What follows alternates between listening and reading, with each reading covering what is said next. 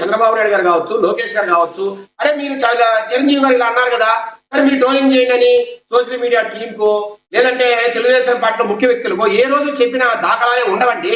అంతెందుకు జగన్మోహన్ రెడ్డి గారి మీద కావచ్చు, లేదంటే జగన్మోహన్ రెడ్డి గారి ఫ్యామిలీ మీద కావచ్చు, మాకెప్పుడు కూడా మీరు ఇలా మాట్లాడండి, వాళ్ళని మీరు ఇట్లా తిట్టండి, లేదంటే ఇట్లాగా మీరు వారిని కామెంట్ చేయండి అనే మాట మాకు ఎక్కడ చెప్పరు. ఇది నేను ఒక రాష్ట్ర అధికార ప్రతినిధిగా, తెలుగుదేశం పార్టీకి సంబంధించిన వ్యక్తిగా నేను మీకు విన్నవిస్తున్నా. మీ ద్వారా ఈ రాష్ట్ర ప్రజలు కూడా విన్నవిస్తున్నాం. ఎక్కడ కూడా తెలుగుదేశం పార్టీకి ఈ రోజు జరుగుతున్న పరిణామాలకు సంబంధం లేదు.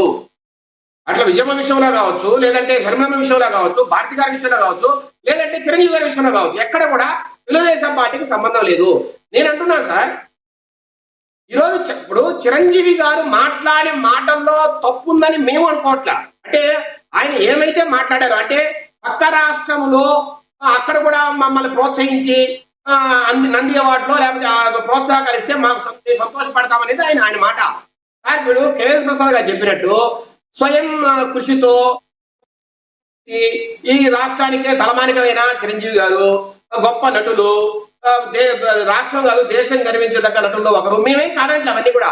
కాకపోతే ఆయన కామెంట్ చేసిన వేదిక ఎక్కడ కామెంట్ చేశారు, అక్కడ ఏమని కామెంట్ చేసి ఇక్కడ కొంతమందికి నచ్చట్లా. ఇప్పుడు ఏంటంటే పక్క రాష్ట్రం అంటాడేంటి, ఆయన ఈ రాష్ట్ర వ్యక్తే కదా, ఆంధ్రప్రదేశ్ లో పుట్టాడు కదా, ఆంధ్రప్రదేశ్ లో వాళ్ళ తమ్ముడు పవన్ కళ్యాణ్ గారు సూపర్ స్టార్ గా, మెగా పవర్ స్టార్ గా ఉన్నారు. విజయశేఖర్ రెడ్డి ఆయన పక్క రాష్ట్రం అంటూనే మన రాష్ట్రం అన్నారు. మరొకసారి ఆ వీడియో బయట ఒకసారి ప్లే అవుద్ది, మరొకసారి మీరు దాన్ని గమనించండి. మరొకసారి ప్లే చేయండి దాన్ని.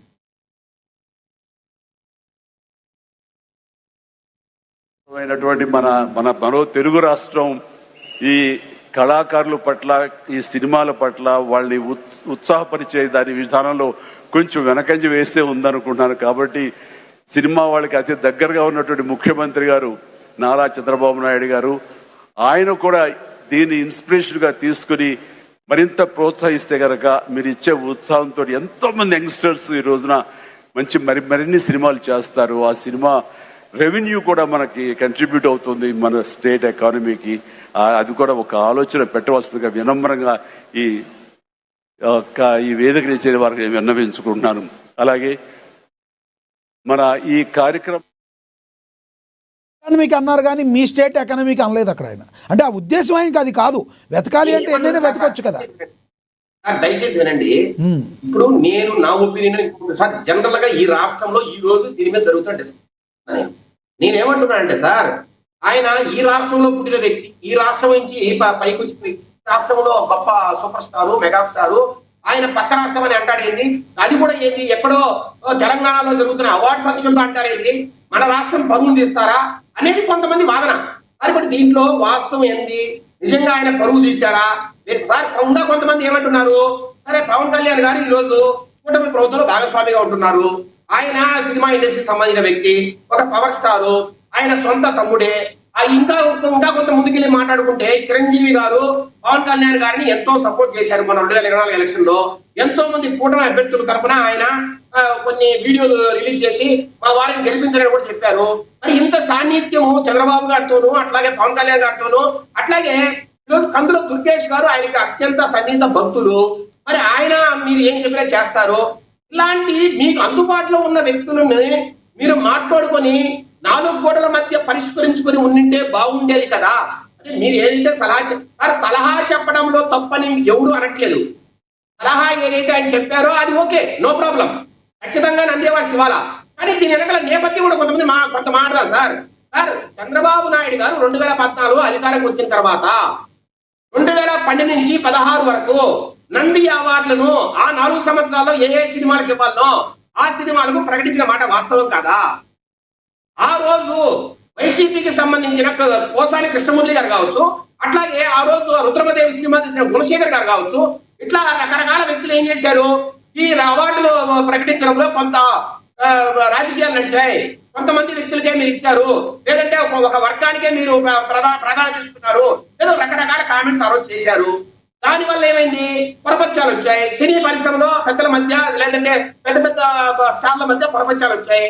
దానివల్ల ఆ రోజు అవార్డ్స్ కార్యక్రమం కూడా ఆగిపోయింది. 2017లో ఆగిపోయిన అవార్డ్స్ కార్యక్రమము 2019-24 మధ్యలో జగన్మోహన్ రెడ్డి గారు అధికారంలో వచ్చిన తర్వాత కూడా జరిగిన దాఖలాలు లేవు సార్. ఇప్పుడు ఇంకొక మాట వినాలి ఇక్కడ. 2019 తర్వాత జగన్మోహన్ రెడ్డి గారు అధికారంలోకి వచ్చారు.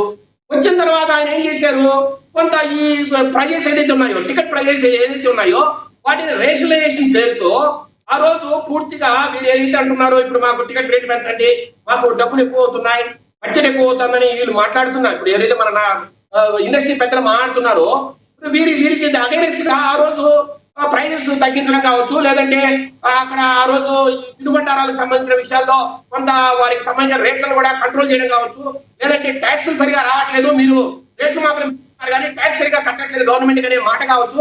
ఇట్లాంటి విషయాల్లో జగన్మోహన్ రెడ్డి గారు కొంత సినీ ఇండస్ట్రీకి వ్యతిరేకంగా కొన్ని పనులు చేసిన నేపథ్యంలో మరి ఆ రోజు సినీ పరిశ్రమ చెందిన పెద్దలంతా కూడా ఒక జట్టుగా వెళ్ళి మరి జగన్మోహన్ రెడ్డి గారిని కలిసి మీరు మీ బాధలు కష్టాలు చెప్పుకునే నేపథ్యంలో మరి ఆ రోజు మీరు ఒక ముఖ్యమంత్రిగా ఆయన పోయి కలిశారే. మరి కూటమి ప్రభుత్వం 2024 సరే ఆయన కలిసినప్పుడు సరే ఏదో టికెట్ ప్రైజెస్ గురించి ఏదో కొంత మాట్లాడుకున్నారు, సర్దుబాటు అయింది. మరి ఆ రోజు నంది అవార్డ్స్ గురించి మీరు ఎవరైనా మాట్లాడారా? మరి ఎందుకు నంది అవార్డ్స్ ఆ రోజు ప్రకటించలేదు? ఆ 5 సంవత్సరాలు నంది అవార్డ్స్ ఎవరికైనా ఇచ్చారా? మరి ఇవ్వనప్పుడు ఏమాత్రం పట్టించుకొని సినీ పెద్దలు మరి ఈ కుటుంబ ప్రభుత్వం వచ్చిన తర్వాత అట్లాగే దాంట్లో పవర్ స్టార్ పవన్ కళ్యాణ్ గారు ప్రముఖ పాత్ర పోషిస్తున్న క్రమంలో మరి ఇప్పుడు ఒక మాట అయితే వాస్తవం, ఇప్పుడు చంద్రబాబు నాయుడు గారు ముఖ్యమంత్రి కావచ్చు, కానీ పవన్ కళ్యాణ్ గారు డిప్యూటీ ముఖ్యమంత్రి అయినా ఆయన రిప్రజెంట్ చేస్తున్న సినీ పరిశ్రమ కావచ్చు. కాబట్టి ఆయన ఆధ్వర్యంలో ఉన్న జనసేన పార్టీకి కందులు దుర్గేష్ గారు ఈరోజు సినిమాటోగ్రఫర్ గా ఉన్నారు. కాబట్టి ఆయన సలహా తీసుకోకుండానో లేదంటే ఆయనతో మాడకుండా చంద్రబాబు నాయుడు గారు కూడా ముందుకు పోతారైతే నేనైతే అనుకోను. ఇప్పుడు దీంట్లో ఇంకొక విషయం ఏంటంటే సార్, పవన్ కళ్యాణ్ గారే మే 2025లో నిజంగా కూడా బాధపడ్డారు.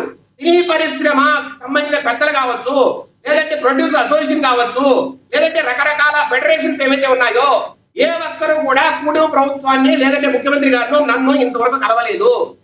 మేము మీకు వద్దా, మేమేమన్నా ఇబ్బందులు పెట్టామా, మేమేమైనా తప్పులు చేశామా? గత 5 సంవత్సరాల వైసీపీ ప్రభుత్వానికన్నా మేము ఈ రోజు మీకు అన్ని చేస్తున్నాం కదా, టికెట్ ప్రైజెస్ ఎక్కడ కావడానికి పెంచుతున్నాం కదా, లేదంటే మీరు ఏదడినా మేము చేస్తున్నాము, మరి ఎందుకు మీరు రావట్లేదని ఆయన బాధపడి తీరుంది సార్. అట్లాగే జూన్ 12, 2025 హరిహర వీరమల్ల అనే సినిమాను ఆయన రిలీజ్ చేస్తూ ఉంటే ఆ రోజు ఈ థియేటర్లన్నీ కూడా మూసివేయాలని స్ట్రైక్ చేయడం కావచ్చు, లేదంటే ఆ ప్రొడ్యూసర్స్ ఎగ్జిబిట్స్ కలుసుకొని ఆ రోజు హరిహర వీరమల్ల సినిమాకి కొన్ని థియేటర్స్ అవైలబిలిటీ లేకపోవడం కావచ్చు, అన్ని కూడా ఆయన బాధపడే దృష్టాంతాలు ఉన్నాయి. ఆ తర్వాత కూడా ఒక మీటింగ్ పెట్టారు సార్. జూన్ 16, 2025లో ఒక హై లెవెల్ మీటింగ్ ని కండక్ట్ చేశారు సినీ పరిశ్రమకు సంబంధించిన పెద్దలకు, అట్లాగే ముఖ్యమంత్రి, డిప్యూటీ ముఖ్యమంత్రి గారికి, అట్లాగే మన సినిమాటోగ్రఫీ మినిస్టర్ గారికి. మరి ఆ మీటింగ్ ఎందుకు వాయిదా పడింది? సినీ పరిశ్రమకు సంబంధించిన పెద్దలే చెప్పాలి. ఎందుకు మీరు అవైలబిలిటీ లేరు? ఒక ముఖ్యమంత్రి గారు, ఒక డిప్యూటీ చీఫ్ మినిస్టర్ గారు వారి టయాన్ని మీకు కేటాయించి రండి మాట్లాడదాము మీకున్న సమస్యలన్నింటినీ. దాంట్లో రకరకాల సమస్యలు, Nandi awards functions Nandi awards ను ప్రకటించడం కావచ్చు, అట్లాగే ఈ ఫిల్మ్ స్టూడియోస్ ఏదైతే మీకు స్థలాలు అడుగుతున్నారో ఆ స్థలాలు కేటాయించడానికి కావచ్చు, అట్లాగే ఆ రోజు ఈ ఏదైతే ఎంప్లాయీస్ ఫెడరేషన్ సంబంధించిన స్ట్రైక్స్ కూడా జరుగుతున్నాయి ఆ టైంలో, దానికి సంబంధించిన విషయాలు కావచ్చు, ఎట్లా దీన్ని పరిష్కరించాలా, రెండోది ఈ టికెట్ ప్రైజెస్ ను ఎట్లా మీకు అనుగుణంగా దీన్ని సర్దుబాటు చేయాలా, ఇవన్నీ కూడా ఒక విజయశేఖర్ రెడ్డి గారు ఒకటి మీరు విజయశేఖర్ రెడ్డి గారు ఒకటి ఇప్పుడు మీరు ప్రభుత్వం వచ్చి 2 సంవత్సరాలు అవుతుంది, ఎందుకు మీరు ఇచ్చిన హామీలన్నీ మీరు నెరవేర్చలేదు అనగానే మీరు ఏమంటారు? మేము వచ్చింది ఇప్పుడేను, కాలు చేయ కూడా తీసుకోవాలి, మేము నెమ్మదిగా చేసి అన్నీ చేస్తాము, అన్నీ ఇంప్లిమెంటేషన్ చేస్తామని దానికైతే మీరు టైం తీసుకుంటారు. చెన్నై నుంచి ఆంధ్రప్రదేశ్కి, ఉమ్మడి ఆంధ్రప్రదేశ్కి విడిపోవటానికి సినిమా ఇండస్ట్రీకి టైం పట్టినప్పుడు ఇప్పుడు ఇమీడియట్లీ మీరు ఆంధ్రప్రదేశ్కి వచ్చేటానికి సినిమా ఇండస్ట్రీకి టైం పట్టదంటారా? ఎందుకు రాలేదు అంటే ఆ రకంగా మీరు ఏం కల్పిస్తున్నారు? ఒకటి, మీరు నంది అవార్డు 2 సార్లు మీ కూటమి ప్రభుత్వం, ఈసారి గతంలో మీ చంద్రబాబు గారి ప్రభుత్వం 2 సార్లు, మీరు జగన్మోహన్ రెడ్డి గారు ఒకసారి ఉన్నారు, ఇవ్వలేదు అనుకుందాం, మీరు 2 సార్లు ఉన్నారు. ఇప్పుడు వరకు నంది అవార్డ్స్ ఎందుకు మీరు స్పష్టంగా ఇవ్వలేకపోయారు? అంటే చిత్తశుద్ధి లోపించిందా మీకు? సార్, మేమేమి సినిమా యాక్టర్లను అరెస్ట్ చేయాలా, మేమేమి కన్వెన్షన్ సెంటర్లు కొట్టేయాలా, మేమేమి వాళ్ళని ఇబ్బంది మాట్లాడాలా, లేదంటే వాళ్ళను బెదిరించి మాట్లాడాలా, టికెట్ రేట్ కన్సమ్ అని వార్నింగ్ ఇలా, లేదంటే వారికి వచ్చిన లాభాల్లో ఖచ్చితంగా ఎంప్లాయీస్ కి వాటా ఇవ్వాలని మేమేం మాట్లాడాలా, లేదంటే ఇంకా ముందుకెళ్తే అసలు టికెట్ ప్రైస్ పెంచము, మా దగ్గర రావద్దని వాళ్ళ సినిమాటోగ్రఫీ మంత్రి ఏదైతే కామెంట్ చేశారో అది మీరు కామెంట్ చేయాలా? మరి మేము ఏ రకంగా తప్పు చేశాం ఇక్కడ? ఎందుకు జూన్ 16, 2025లో ఒక మీటింగ్ పెడితే ఆ మీటింగ్ కి ఎందుకు సినీ పెద్దలు హాజరు కాలేదు? పవన్ కళ్యాణ్ గారు పదే చెప్పారు, మేమేం తప్పు చేశాం, ఎందుకు మీరు రారు? ఇక్కడ ఇంకొక ఆరోపణ కూడా ఉంది, దీనిలో వాస్తవం ఉందా? విజయశేఖర్ రెడ్డి గారు దీనిలో విజయశేఖర్ రెడ్డి గారు ఇంకొక ఆరోపణ, ఒక్క మాట, నంది అవార్డులను మేము ప్రకటించాలంటే ఎవరితో కూర్చొని ప్రకటించాలా? ఈ పెద్దలు పిలవాలి, ఆ డైరెక్టర్లను, ప్రొడ్యూసర్స్ ను, మూవీ యాక్టర్స్ ను పిలవాలి, కూర్చోబెట్టాలి, ఒక మీటింగ్ పెట్టాలి, దాని ప్రకారం ఒక కమిటీని వేయాలి, కమిటీ నుంచి ముందుకు వెళ్ళాలి. అసలు వాళ్ళు రావడానికి ఇబ్బంది పడితే సార్ ఫస్ట్ జూన్ 16 రాలా, తర్వాత మళ్ళీ ఆగస్టు 11 మందులు దుర్గేష్ గారిని కొంతమంది ప్రొడ్యూసర్స్ కలిసినప్పుడు ఇవన్నీ రేజ్ చేశారు. అప్పుడు ఆయన క్లియర్ గా చెప్పారు, అయ్యా రాబోయే రోజుల్లో పవన్ కళ్యాణ్ గారితోనూ చంద్రబాబు నాయుడు గారితో మీటింగ్ పెడతాం. ఒక ఆరోపణ అయితే ఉంది, ఒక ఆరోపణ విజయశేఖర్ రెడ్డి గారు ఒక ఆరోపణ అయితే ఉంది, ఏదైతే టీడీపీ మీడియాలో ఒక సోషల్ వింగ్ ఏదైతే ఉందో దీని మీద విపరీతంగా చిరంజీవి ట్రోల్ చేయడానికి కారణం గతంలో అసెంబ్లీ సాక్షిగా చిరంజీవి గారు జగన్మోహన్ రెడ్డి గారు ఎటువంటి అమర్యాద మాకు చేయలేదని చెప్పినందువలనే చిరంజీవి గారిని టీడీపీ మీడియా టార్గెట్ చేసిందని వచ్చిన ఆరోపణలో వాస్తవం ఉందంటారా? నిజంగానే ఇప్పుడు టీడీపీ మీడియాలో కొంతమంది, అందరూ కాదు, మీరన్నట్టు చంద్రబాబు గారు, నారా లోకేష్ గారు ఇట్లాంటివి చేయరు, ఎందుకంటే వాళ్ళందరూ కూటమిలో ఒక పద్ధతిలో వెళుతున్నారు. కానీ కింది వాళ్ళని కంట్రోల్ చేయాల్సిన బాధ్యత అధిష్టానం మీద కూడా ఉంటుంది కదా, అవి చేస్తున్నారా మీరు? నేను అదే అడుగుతున్నా.